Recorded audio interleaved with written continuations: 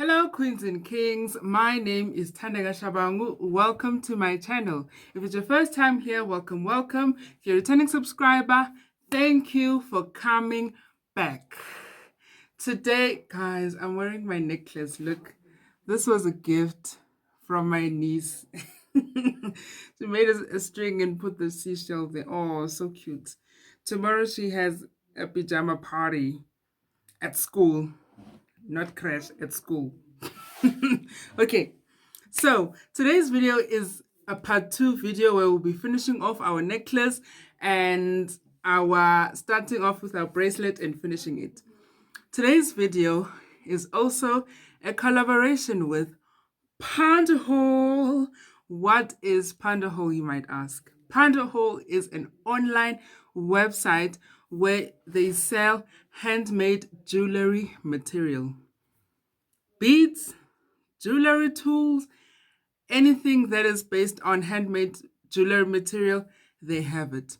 So another good, amazing part is that there is a discount, a special 7% off discount. And the discount code is fabulously0723. Fabulously0723. With this discount code, you're going to be able to get 7% off from your purchases on the site. So let's get started. Oh, and every materials that we'll be using from PandaHall will be down in the link in the description below. I remembered to say that. Let's get started. Okay, so finishing off, this is our necklace that we've been busy with. So now we're going to be finishing off here at the ends and making sure that we are able to tie it nicely. So you're going to need a couple of things. You're going to need jump rings, 2 jump rings. These jump rings are 14 millimeter sized jump rings. I think they're 14 millimeter diameter. Yeah, the size of the jump rings are 14 millimeter sized jump rings. And then you need these jump rings, the smaller jump rings. You can use these jump rings to make your chain, or you can get a complete chain and then use it. So, another thing that we're also going to use, we're going to use our lobster claws. These are our lobster claws. So I would just like to demonstrate how you can make your own chain if maybe you're not buying one, by using these small jump rings. You're going to take your pliers. This pliers, I don't know what it is. I got it from my dad's toolbox.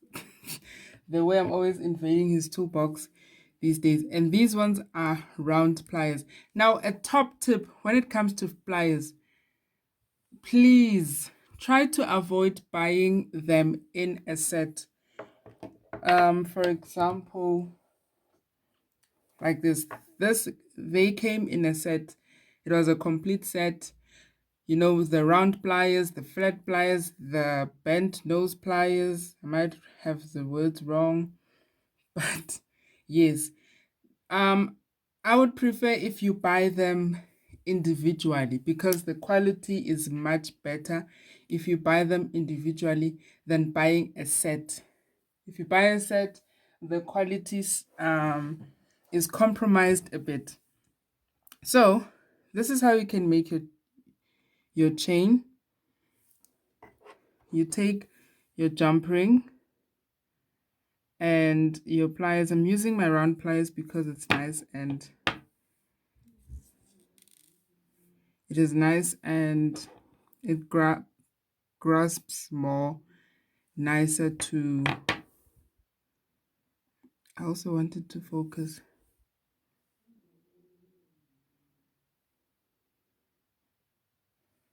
So I'm back. I discovered to change my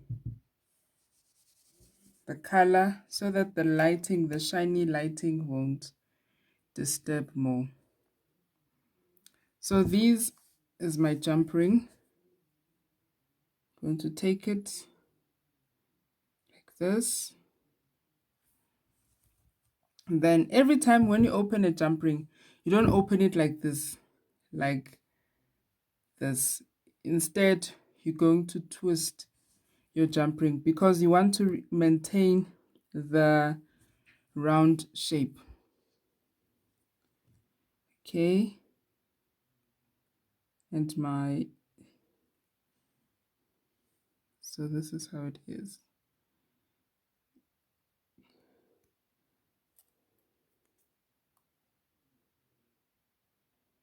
This is how it is. Oh, and let me use the bigger jump rings. Yeah, they're much better. Sorry about that.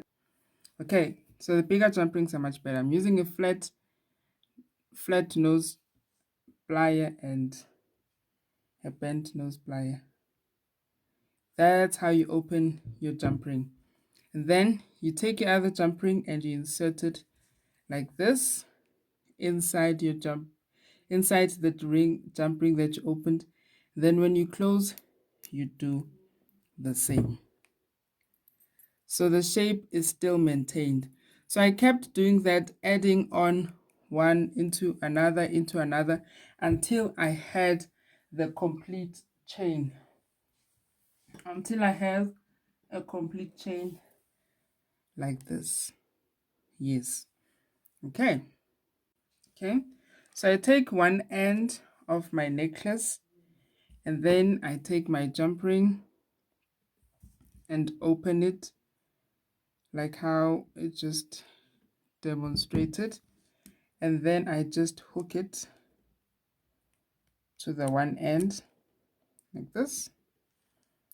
And then I take my chain and then I take one end of the chain and hook it to the big jump ring. Then I take my pliers and take my pliers and then I close like this.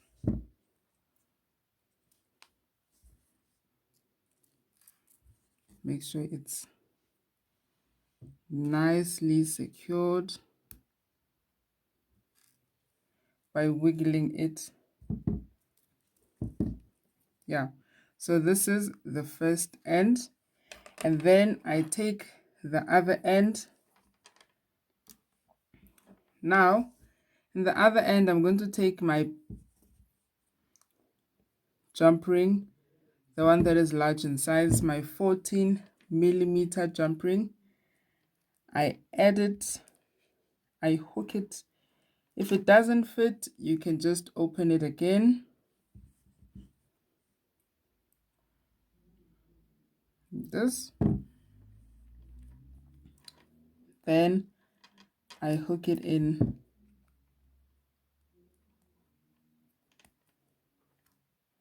I hook it in, as you can see.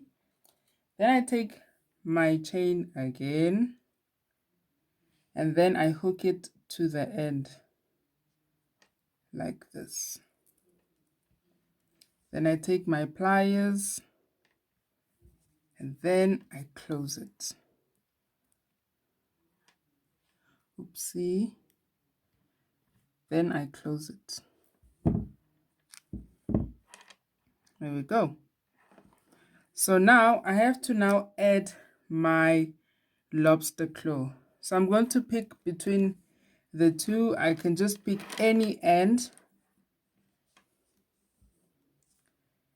So I'm going to take one jump ring that will help me to connect my lobster claw and my chain like this. So what I do, I love using my round pliers because I like the tiny nose. It reaches much more better to the jump ring. And then I take my weird. What if this is used in surgery? Way, my dad has a lot of explaining to do. So I open my jump ring. It's the same process. When you open a jump ring, you always open it like this. You don't pull it apart, you just twist. You make sure your hands are moving in the opposite direction. So I hook one end, I hook my jump ring to the end of the chain. Oh, this shininess is giving me a problem. And then I add my lobster claw. A lobster claw, it has this hole inside of it. You're going to use that hole to hook your jump ring. Remember, we haven't closed our jump ring yet. And then we add our lobster claw. Just hook it inside like this. Then, when you're done, you close your jump ring by twisting it back in place. You see the movement, twisting it back in place. So, ta-da! There we have our chain. And the nice thing about the end is that it's quite adjustable. So it's almost a one size fit all necklace.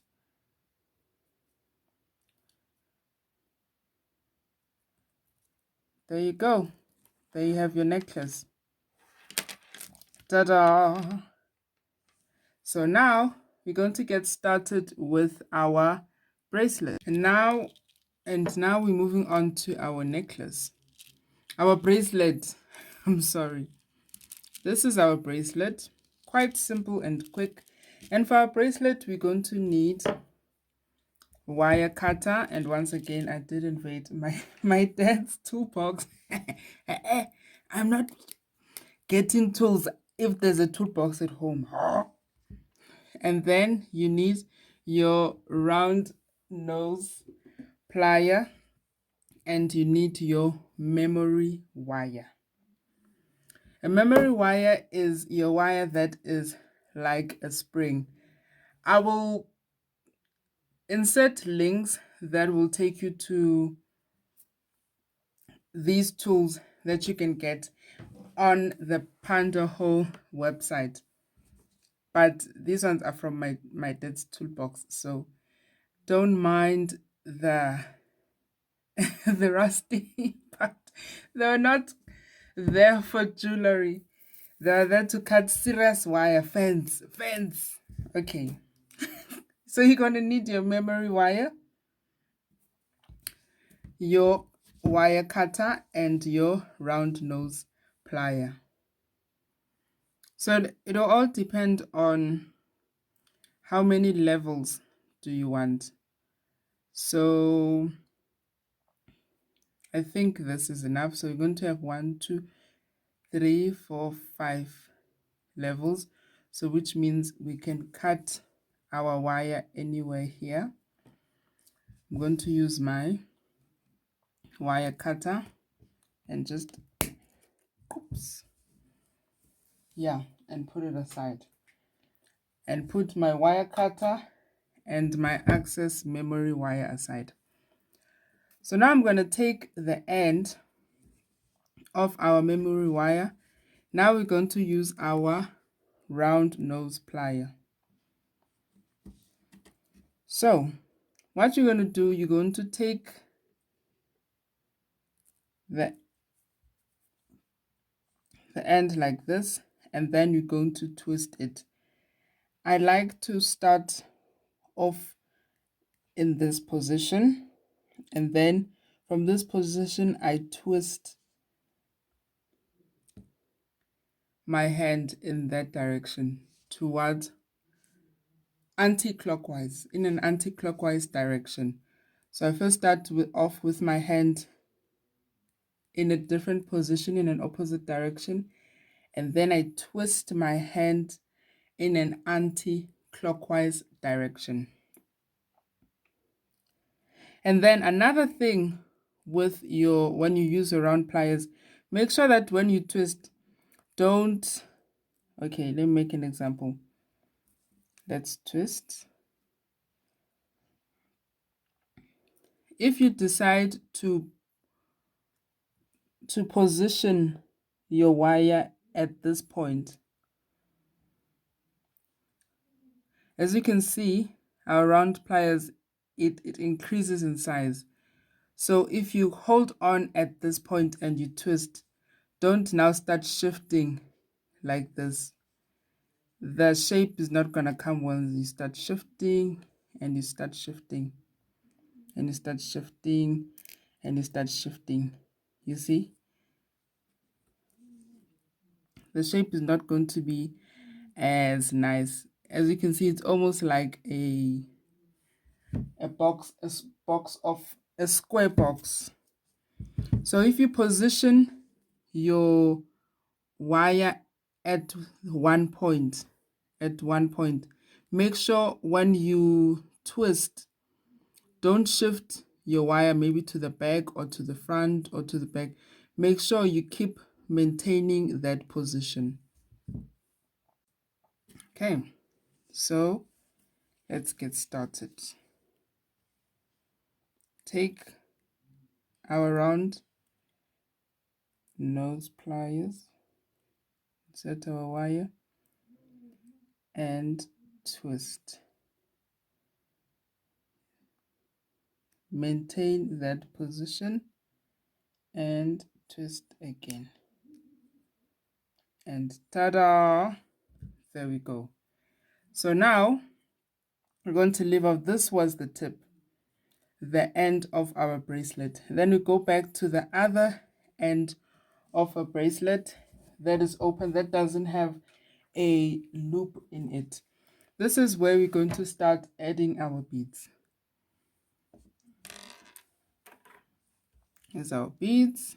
Start adding our beads.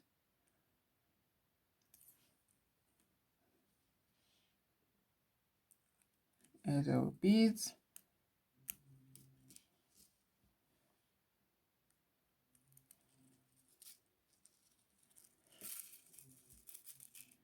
Make sure they go all the way to the end. So this is what you're going to do. Keep adding beads up until they reached the tip, and then you leave about 1 centimeter gap, and then that's where you're going to stop. You're going to leave 1 centimeter access wire that we're going to use to close our bracelet. So let me add our beads and we'll be back. Now that I've added my bracelet, there it is. I've left a reasonable amount of wire that we are going to bend. So I'm going to use the very same strategy that I used at the beginning.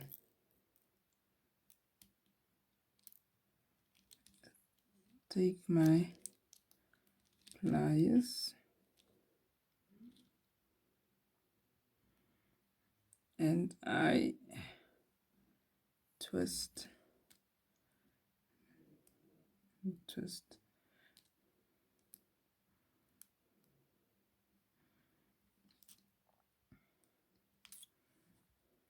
There it is, nice and secured. And the nice thing is that it doesn't have gaps. So here is my bracelet that I made from my memory wire. It's adjustable, it's a one size fit all. That's the nice thing about this bracelet. And it matches with everything, which is even extra nice. Okay, so this is our entire project, our necklace, our bracelet. Here it is. Thank you so much for watching, Queens and Kings. I love you guys so much. If you love the content that you're seeing, please consider subscribing. I'm quite excited for the next project. Here's a hint.